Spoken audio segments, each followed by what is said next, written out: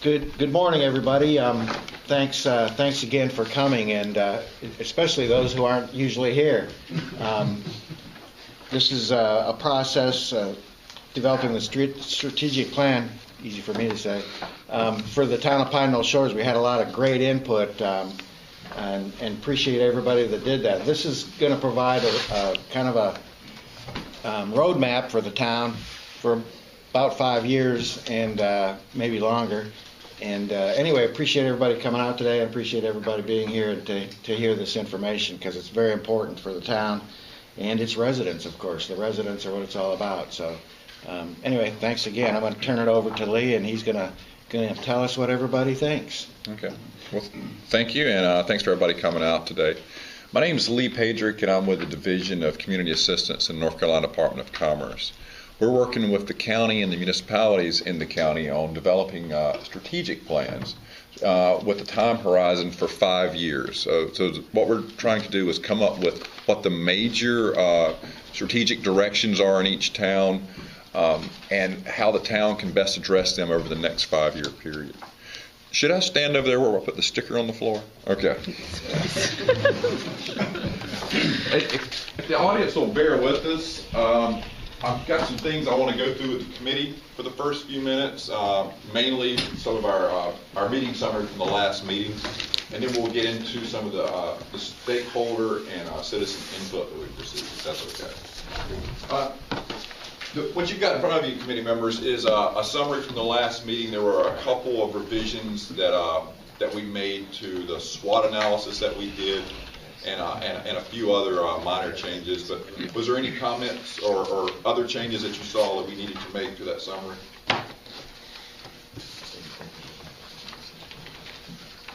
All right.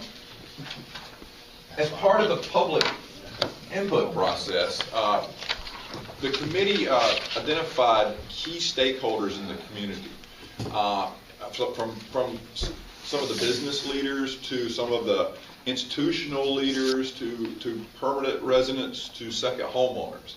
And we had about 25, 30 folks that we interviewed in a one-on-one setting. And we asked them a series of 15 questions. And I'm not going to bore you with the 15 questions, but let me give you a brief summary. I'll try to do that without reading to you, but of what we heard from the stakeholders that we had interviewed. We asked them what was distinctive about Pine Knoll Shores, and folks said numerous times that Pine Knoll Shores isn't your typical beach town. It is a town that happens to be located on a barrier island. And they also cited the active volunteerism that you guys have here in the town. One of the things that was also noted was the low-density development pattern, which is pretty much commonplace on both banks because of the lack of centralized sewer systems. Also, you guys have the only golf course on the island located here, which tends to serve as a cultural and social hub for the community at times. You're unique in the fact that you have a canal system that runs through your town that plays a very important role in it, and there's a lot of boating opportunities and beach access opportunities here.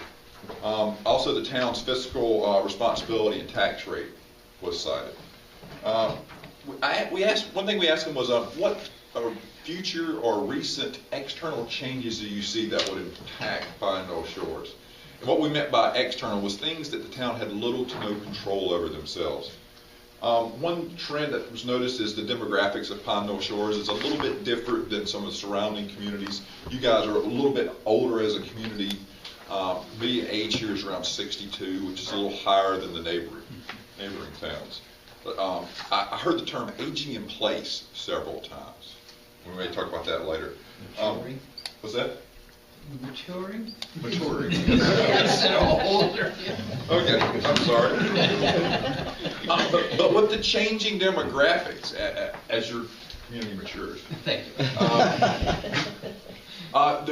there may be an opportunity for younger property owners to move in, and these younger property owners likely may put a new, or maybe there may be a different demand of services from the town than what the current population is asking for. So that was one of the future trends that folks saw. Other trends were the potential of the closure of Cherry Point, which is very important in the area. Beach nourishment, always a big issue here, and we'll talk about that later. Also, endangered and protected species may have an impact on what's going on with both banks. Hurricanes, obviously. Insurance rate increases are a big thing for all the beach towns right now. I guess all of Eastern North Carolina. And changes being made to local revenue streams by the North Carolina legislature. When asked to identify the single greatest threat to Pine Knoll Shores, there were several issues that were cited. Hurricanes and erosion were cited. Infrastructure, particularly water and streets. Also, the aging of or the maturing of the resident population. Once again, insurance premiums. And the scarcity of grant funding from the state and federal levels. We asked, what other ways are neighboring towns dealing with these challenges that you see?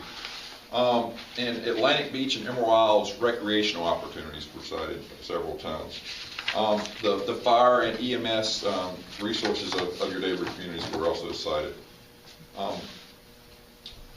Also, because of state and federal funding cuts, it's going to be more important in the future that the neighboring towns all work together on beach nourishment efforts. We asked about what future opportunities were available. And there was a strong desire to be at the forefront of beach communities as far as green communities and environmentally responsive communities go here in Pine Knoll Shores. There was also some comments made about some small commercial retail establishment potential here in the community, such as coffee shops and general stores. Well, we asked you what would improve the quality, or asked the stakeholders, what would improve the quality of life here at Pine Knoll Shores? The primary answers we heard that came out loud and clear were sidewalks, bike paths, and recreational opportunities.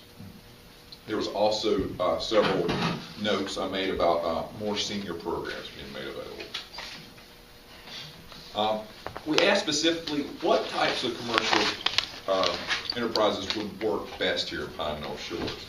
What we heard were coffee shops, professional shops such as doctors and lawyers, personal services like hair salons, barbershops, wine bar. I've heard that I think 3 times. Yeah. Here we go. By different people. Small cafes and restaurants. Most everyone noted that you guys are a 5 to 10 minute ride from basic necessities, from grocery stores, gas stations, things like that. So there wasn't a big push for commercial development here in the town. Then we got into a series of perception questions from the folks that we interviewed. And we specifically asked the interviewee, what is your perception of the town? What we heard, by and large, is that you're a quiet retirement community that's well managed by professional town staff. And there's a strong sense of volunteerism, much like what we heard at the beginning of the summary. When we asked, how do you think the other residents perceive the town? What we heard was the residents like the town the way it is, and that most people feel the town is a friendly, happy place to live. There's few business in the town, but the interviewees didn't have a strong opinion of how the local business community views Pine Knoll Shores, because you guys probably have less than 2 hands, maybe a handful, 2 handfuls of business here in the town. Then we asked, what is your perception of what neighboring towns or the county view Pine Knoll Shores? And what we heard was that folks outside the community sometimes look at Pine Knoll Shores as a closed community with a bit of an elitist attitude. They mentioned that the neighboring towns could be a bit envious because of the town's high property values and the lack of commercial development, that you guys don't require the same level of service that some of the neighboring towns have to provide their citizens. Most interviewees were complimentary of the town's planning efforts in conjunction with the countywide effort that we're working on. They felt the planning effort would help the town develop the priorities that are important for the next 5 years, and that the town could benefit from having a common vision. When asked the interviewees what their personal vision was of Pine Knoll Shores for the next 20 years, most folks, excuse me, most folks said that they didn't envision a whole lot of change over the next 20 years. That there'll be some redevelopment, but likely you'll continue the development pattern and the residential focus that you have now. One thing that we did hear was that folks hope there'll be more coordination among the beach towns here on both banks over the next 20 years. Any questions from the committee about the stakeholder interviews? Lee, could you remind me, maybe you're going to hit the next step after we talk about stakeholder interviews and survey, but how is the stakeholder information going to go into the end product? Is it going to be kind of like the swap? It's just going to be there? Yes. Yeah. Okay. And keep in mind, what we're trying to do is hit as many avenues of public input as possible. Right. And that way, we were getting 30 to 45 minutes with folks you guys on the committee identify as key stakeholders. That's one aspect. The citizen survey, which the majority of folks here want to hear about in a few minutes, is going to play a big part. And also, I came last Friday and we conducted 2 focus groups where we met with 6 people in the morning and 3 in the afternoon.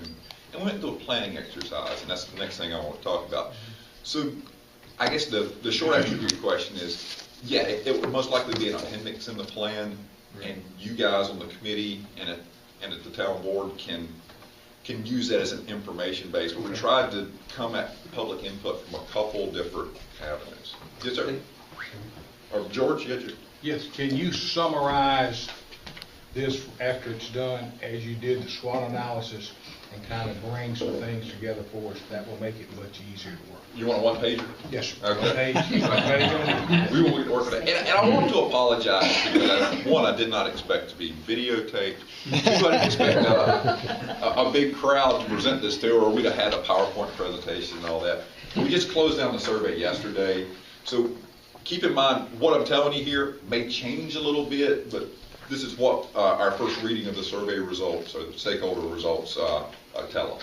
But yeah, I can simplify and give you that one-pager. Yes, sir. Okay, question that I have is I went through this package yesterday and did not see one comment about the local health care, whether it's the county or the lack of competent, or I shouldn't say competent, but normally when somebody gets seriously ill, they're moved out of the county. They're moved to New Bern or they're going to Greenville. Right. And I was just surprised. Did any of those questions come up in any of the interviews as far as health care? I'm trying to remember. Lack of health care. I think we heard it a few times, and I hope it's in our notes there. But it wasn't. It's in your notes somewhere. It wasn't a strong. There wasn't a strong emphasis on it. Maybe it was the way we phrased the questions, but there was not a strong emphasis on it. There were a few people that I interviewed personally that Okay.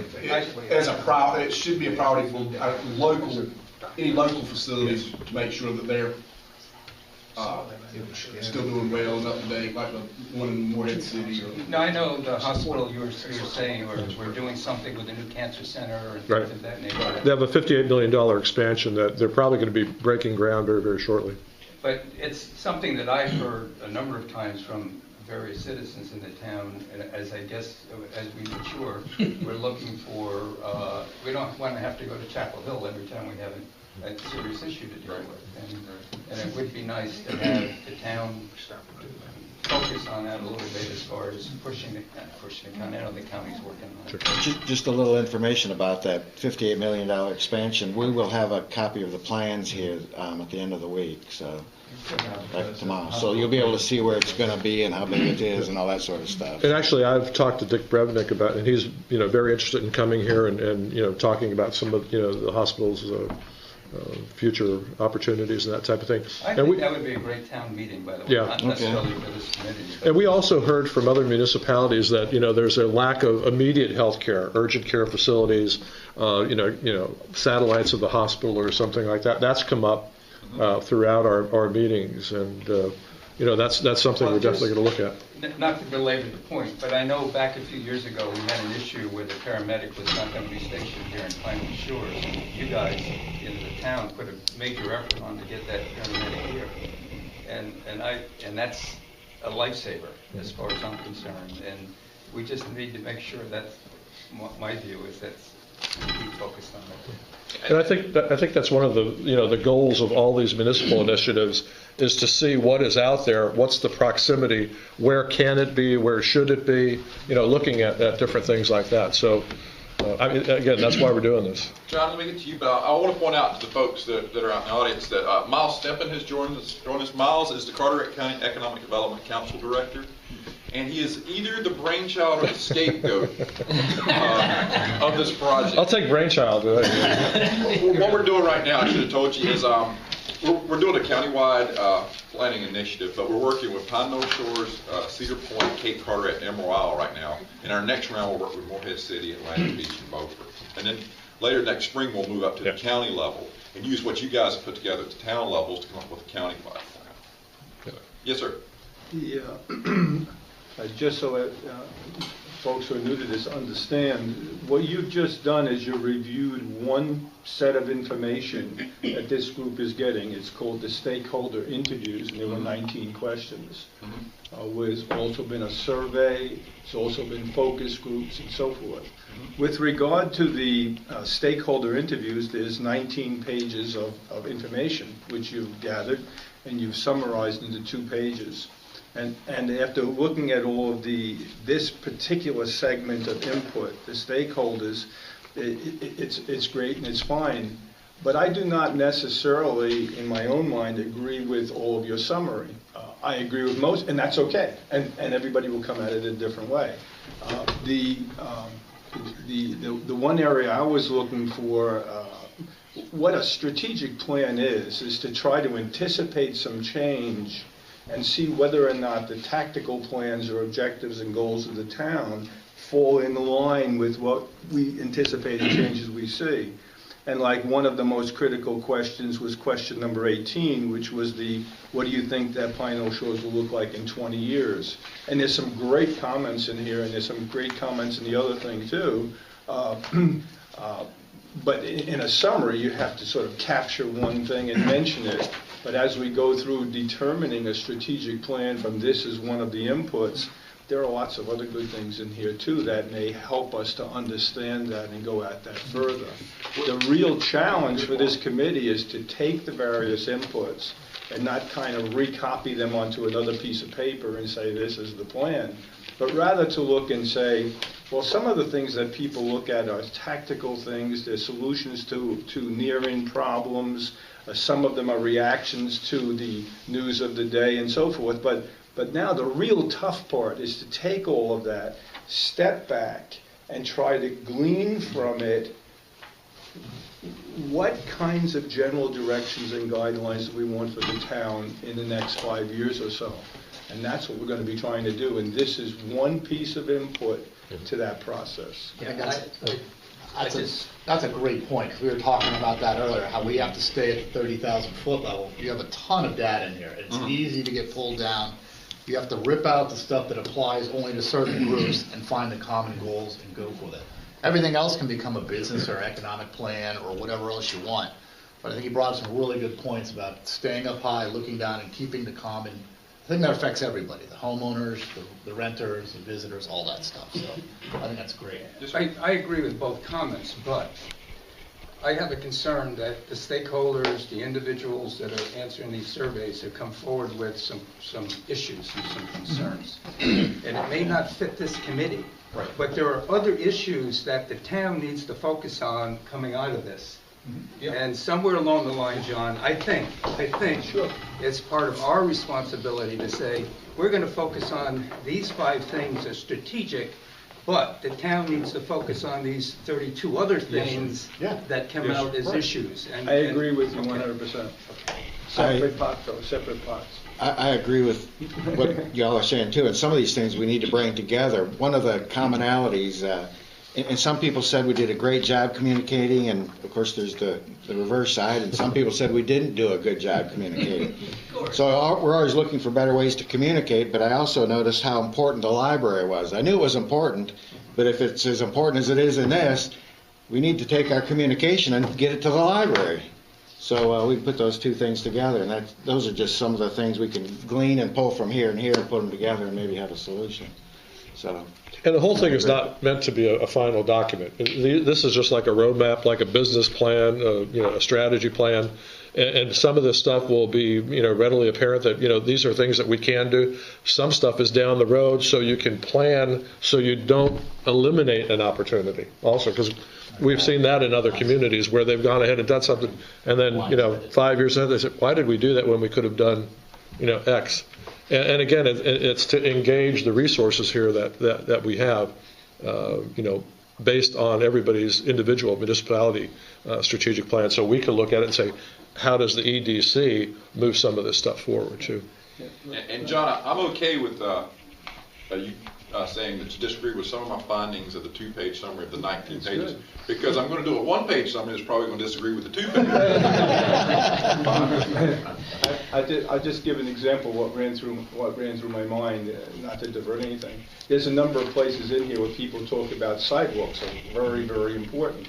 So the question I said in my mind was, are sidewalks a strategic question, or is it a tactical question? Is it something that solves a particular problem for some people today, or is it something that, when you look down the road, is something we want to envision the town as having?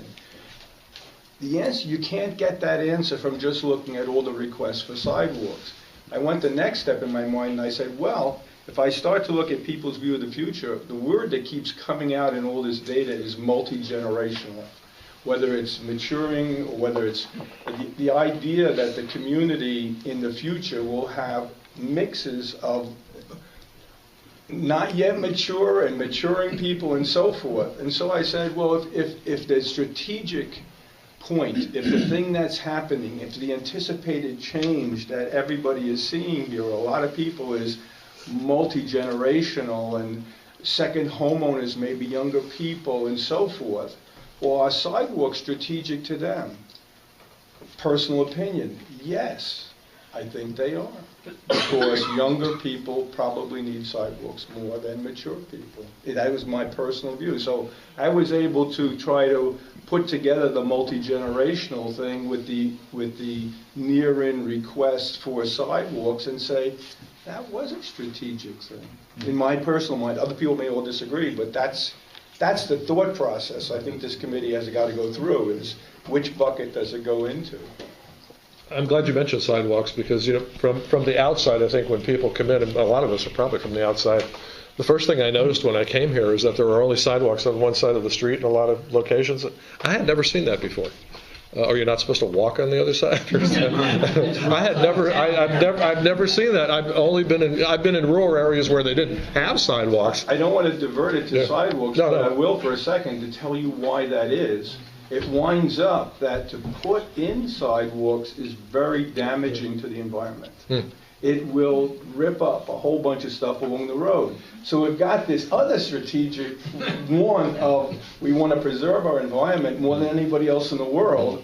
And we see this multi-generational thing coming, which really needs sidewalks. Like I walked around the 500 houses when I ran for election last time, and I met these young ladies who said, I can't push my carriage to the beach. And I said, that's a real need.